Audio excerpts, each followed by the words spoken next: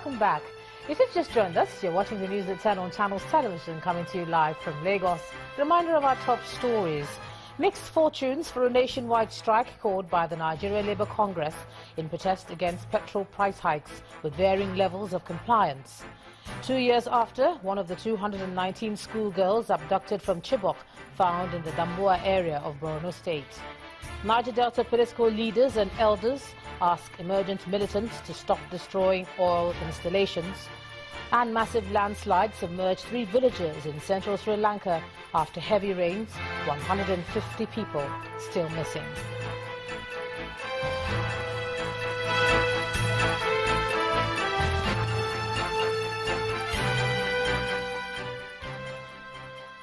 Do remember that all our top stories are on our website, channelstv.com, and on youtube.com/channelsweb. And do visit m.channelstv.com to view us live on your mobile device. You can also download the Channels TV app for Android, iOS and Windows phones from their respective stores. And we encourage you to use the Eyewitness feature in the Channels TV app. If you have pictures or videos to share with us, tap the app on your device, swipe to reveal the Eyewitness menu and follow the instructions. Airtel, the smartphone network. Well, it's been a day of protests, and this is captured in some of the pictures that you sent in from across the country. Let's begin with this one from Olaya Junction in Osogbo, the Osun State capital, showing people whom our eyewitness reporter says are protesters supporting the industrial action organized by the Nigeria Labour Congress. Next is this one from Ado-Ekiti, the Ekiti State capital, showing protesters during today's industrial action. Our eyewitness reporter says the protest was peaceful. The next one is from Asaba, the Delta State capital, showing protesters whom our eyewitness reporter says picketed banks along the Nebisi Road. And this one is from Jos, the Plateau State capital, showing protesters during the industrial action in the north-central state. Let's end with this one from Wari in Abuja, the Federal Capital Territory, showing people whom our eyewitness reporter says are around the premises of the Abuja Electricity Distribution Company. He says they're protesting alleged poor electricity supply and high bills.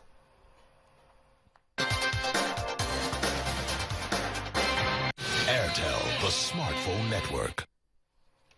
Thanks a lot for sending in all the pictures in your area. Now let's go on again to our lead story. That's today's industrial action by the Nigeria Labour Congress. And to discuss the state of the strike, I'm now being joined on the news at 10 by the President of the Trade Union Congress, Mr. Boboy Kegama. Thank you so much for joining us on the news at 10 tonight. My pleasure. Now, organized labor, we see... and good evening, Nigerians. Thank you. Organized labor, we see, is not speaking with one voice. And many people have said this weakened the strike today and it wasn't really as effective as hoped. You're one of the leaders. How did that make you feel? Well, I strongly feel it's a case of respecting the decisions of the National Executive Council of both trade union centers. The Trade Union Congress of Nigeria's National Executive Council had its position, and the NLC has its position. So, when we made each center canvass for its own position, so we urge Nigerians to respect the decisions of the respective centers, because none is subordinate to the other. But we are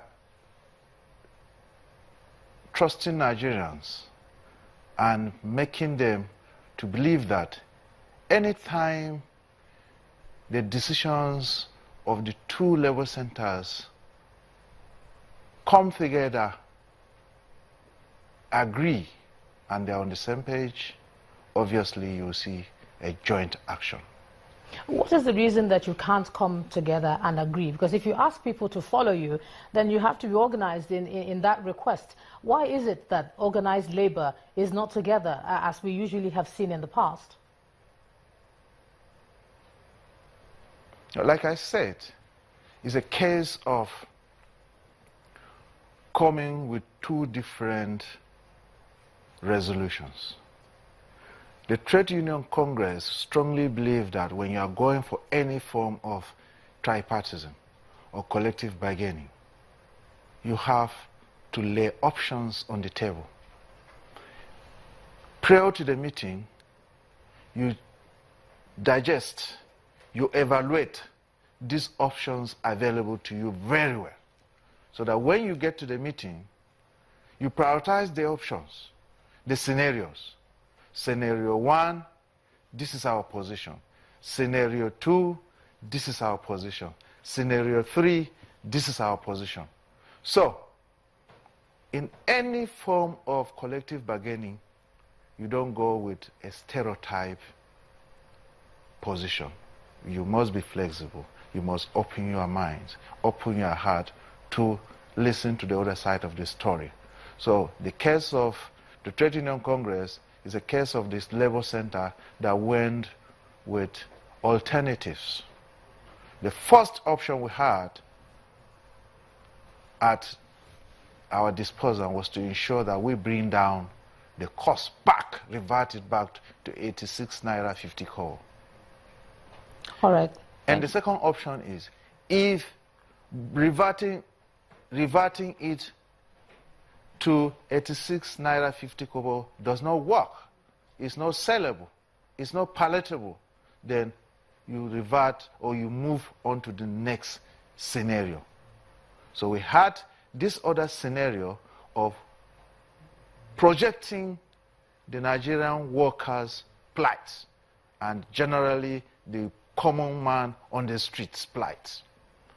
That of Nigerian workers, we're looking at the issues of national minimum wage as number one. And then the second issue is looking at palliatives, particularly on issues that will affect our transportation, issues that will affect our education, our healthcare, the fees of our children, and the issues of the refineries. Are the refineries working? If they are not working, what plans have you put in place to ensure that the local refineries work? And what plans have you put in place to produce, to build more refineries, or put modular refineries side by side the existing 4 refineries? Then you look at the issue of putting in place the board in charge of the template for petroleum pricing. Looking at the possibility of enforcement of the rules of this agency to ensure that these products get to the filling stations they are supposed to go without diversion on the way. All right, President of the TUC, thank you so much for joining us on the News at 10 tonight. Now, the federal government says that those who are on strike following the increase in petroleum pump price are at risk of paying a fine of 100,000 naira or 6 months in jail as prescribed by Section 40 of the labour laws. Answering questions from journalists at the end of the Federal Executive Council meeting, the Minister of Labour, Dr. Chris Ngige, wondered why the NLC failed to follow due process before embarking on the strike. Also speaking on the matter, the Minister of Justice, Abubakar Malami, gave reason for resorting to legal action. Our State House correspondent, Chukwuma Onyekwuse, reports. President Muhammadu Buhari presides over the Federal Executive Council meeting with the Vice President and almost all the ministers present. No doubt the most pressing national issue is how to make a majority of Nigerians accept the new petroleum pump price regime, an increase that has made the NLC call out its members for strike action again. The Minister of Labour says a 15-man committee has been set up to further deliberate on the matter with Labour. We now ask that the technical committee, they should give us members so that they can make their own input into the main committee of government on the areas of amelioration of the effects of the price increase in petroleum products. This committee was given 2 weeks to do its work. Government also agreed with them that the PPRA board will be constituted within the next 2 weeks. The PPRA board is a board that is responsible for fixing the template on price of petroleum. The minister says government does not encourage factionalism and can therefore dialogue with anyone on this issue. According to him, the injunction restraining NLC from going on strike still subsists. If you embark on a strike that is illegal, if you don't give 15 days notice and you proceed on that strike, especially if you're a member of essential service group, you'll be liable to a fine of 100,000 or 6 months in jail.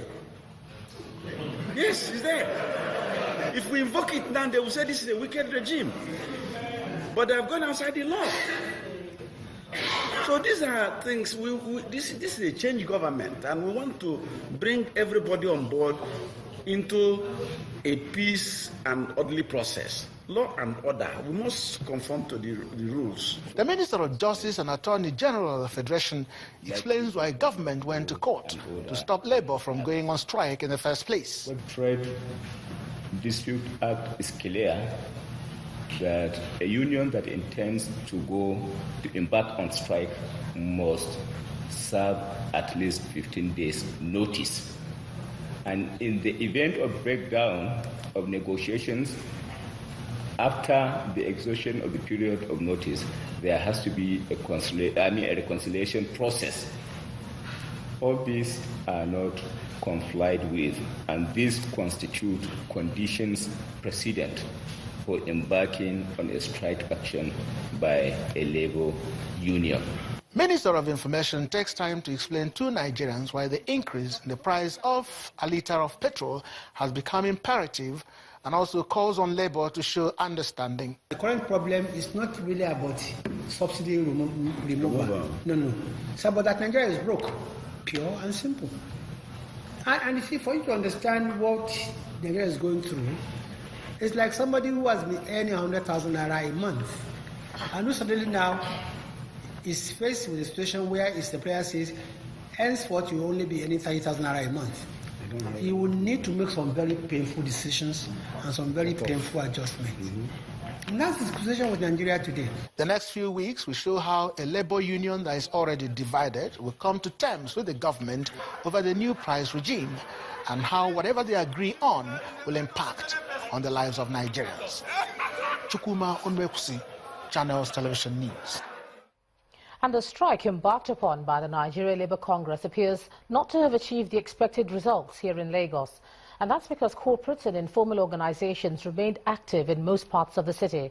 Some residents told Channels Television that they objected to the nationwide protest on the basis of law. Our correspondent Temple Ashaju reports. The usual busy nature of Lagos here in broad streets.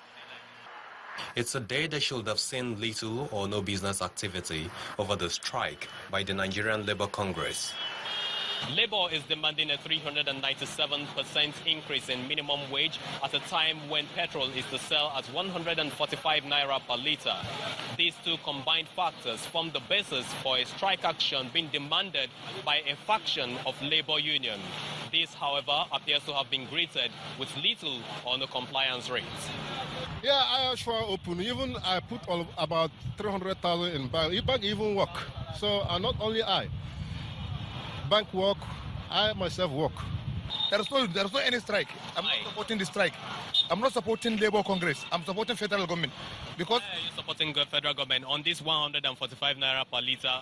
Very correct. Today in my area, other filling stations sell 120, others selling 140. Okay. Yes, then I go to 120.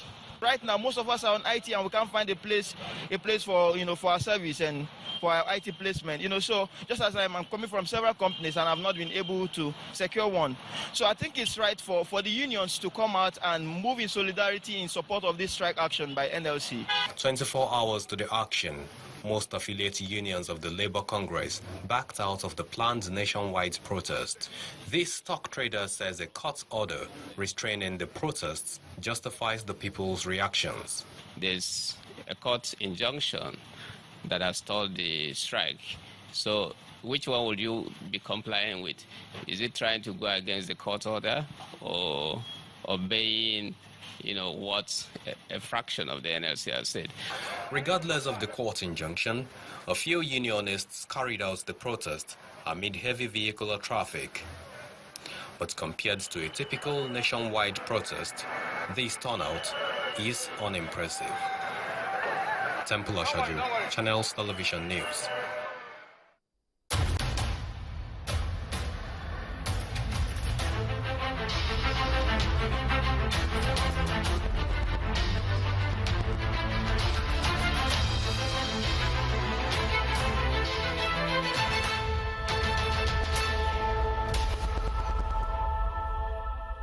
And when the news at 10 returns, our community report tonight focuses on the persistent attacks by Fulani herdsmen on farming communities in Benue State. Do join us again.